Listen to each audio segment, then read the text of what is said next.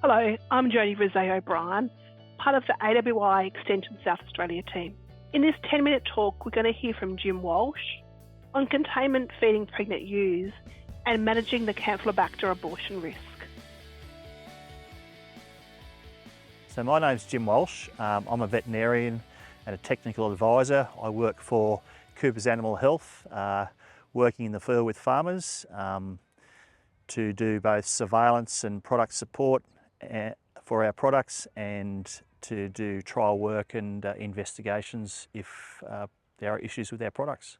Very topical at the moment is containment feeding of sheep. We're standing in front of a containment area at the moment, and we're looking at some very healthy sheep, well-fed sheep. It's quite an art and a skill, and lots of advice required and lots of actions required to do a good job of containment. But part of the animal health discussion is about disease prevention, because in containment, because you're working with a crowded environment, if a disease gets away, it can actually cause a lot of damage very quickly. One of the diseases that is of concern in containment feeding is infections of the Campylobacter.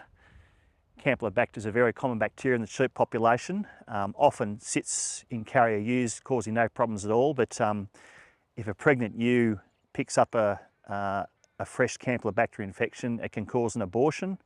That abortion, the fetus from that abortion can then be a significant point of infection for other sheep within the group, and because there's a crowd, you'll often get a lot of sheep getting exposed quickly, and you can actually get significant abortion outbreaks. In the sheep world, Campylobacter, the two strains of Campylobacter common in the sheep world, Campylobacter jejuni and Campylobacter fetus, are both carried in the intestinal tract. They're passed out in faeces, and it's a fecal-oral transmission, so sheep grazing will pick up the bacteria off the pasture. It may cause a fresh infection if the sheep is naive, and typically that's very young sheep, so maiden ewes are very commonly naive to Campylobacter, and they are considered a high-risk group for a fresh infection.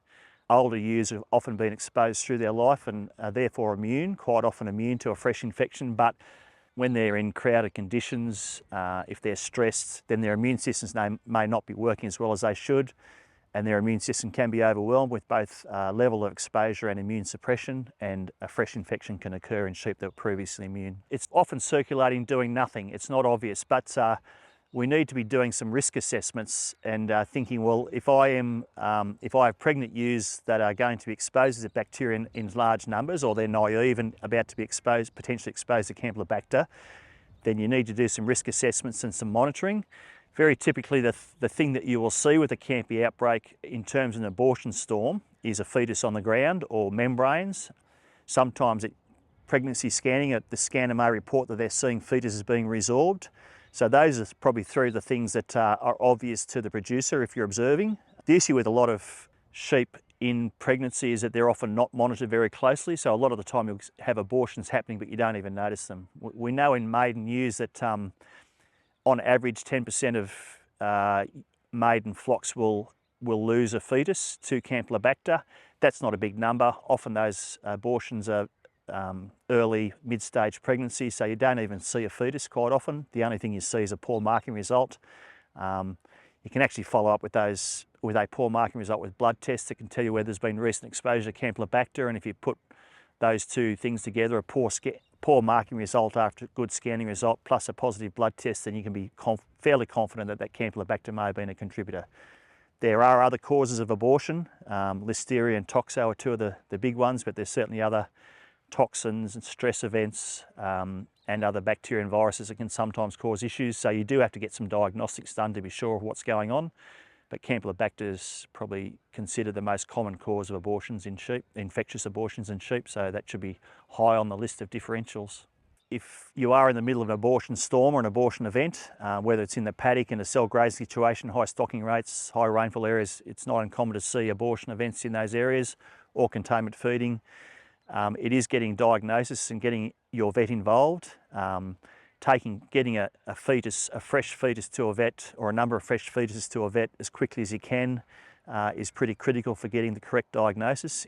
In doing that, we need to be very aware that Campylobacter can infect humans. It's a zoonotic disease, so We always recommend gloving up, getting that fresh fetus into a plastic bag, not interfering with the fetus as such, not sort of opening up to have a look, getting it to your vet who'll take those required samples correctly and safely and get them to laboratories for diagnosis. In the face of an outbreak, you can either vaccinate or treat with antibiotics. Very often an antibiotic intervention may stop an abortion storm from spreading further. The other tricks are to spread the sheep out. If you can identify and remove any ewes that have aborted, that's critical. Once a ewe's aborted, she will continue to shed the Campylobacter with uterine discharge for up to 6 weeks. So identifying and removing those ewes, if you can, is very worthwhile, but actually getting them out of containment and spreading them out is the other trick, and that way that just reduces the chance of exposure to a fetus or to a ewe that might be discharging an infection. So yeah, they're the sort of actions you can take in the face of an outbreak.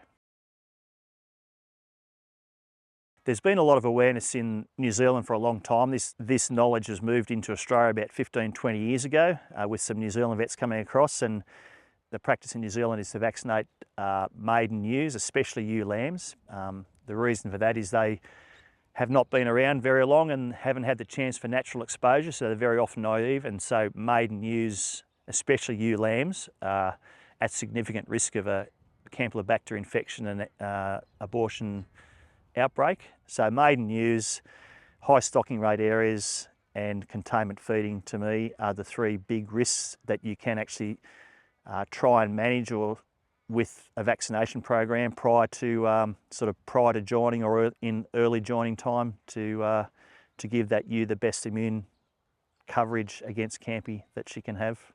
You know, we're standing in a place that's probably moderate rainfall and low stocking rates, and maybe the grazing enterprise might be part of a cropping rotation, so the stocking rate isn't that high. But so in normal situations, the risk of Campy is not big because we aren't sort of getting a lot of fecal contamination in confined areas. But as soon as we choose to put those sheep into a confined environment, then we actually are increasing that risk. And part of that assessment of whether to do that practice or not, which is of great benefit for both production and the welfare of the animals. They're being properly fed. If you do it well, it can be a very effective tool.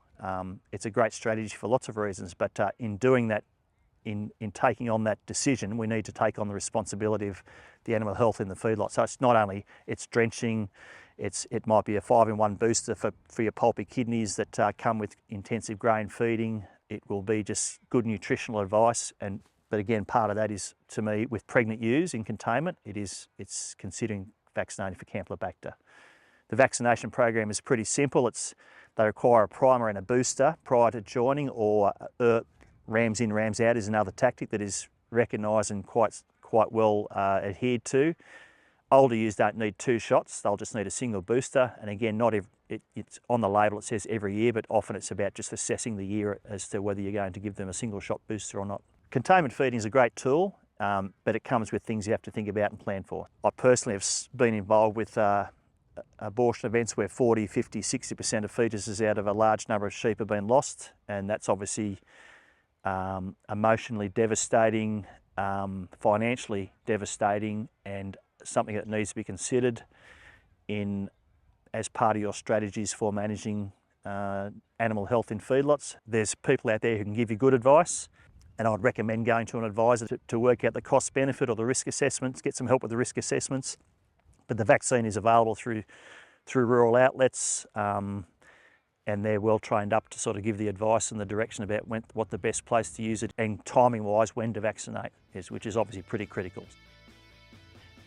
Thanks, Jim, for sharing your experience and professional knowledge on Campylobacter. The 10-minute talk was supported by Australian Wool Innovation, the South Australian Sheep Industry Fund, and the Department of Primary Industries and Regions.